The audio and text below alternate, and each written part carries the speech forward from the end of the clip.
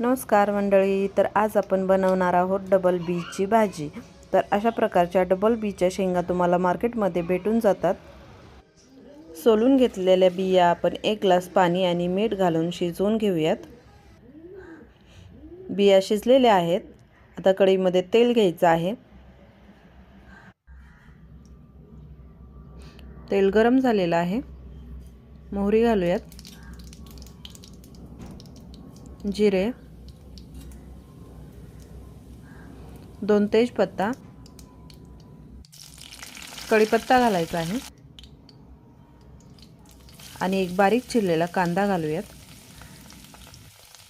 कांदा तेलामध्ये लाल होईपर्यंत व्यवस्थित परतून घ्यायचा आहे।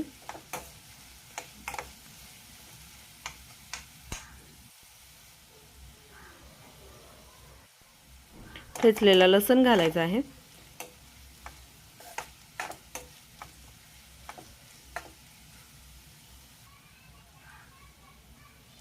एक बारीक चिरलेला टोमॅटो घालूयात।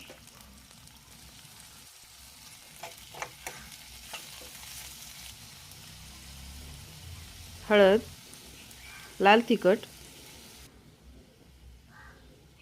गोडा मसाला, कांदा लसूण मसाला आणि थोडंसं मीठ घालायचं आहे।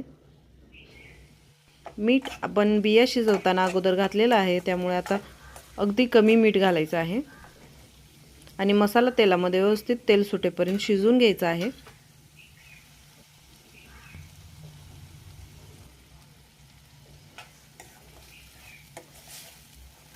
मसाल्याला चांगलं तेल सुटलेलं आहे।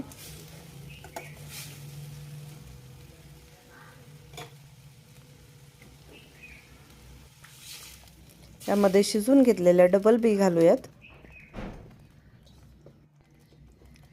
मिक्स करून घेऊयात।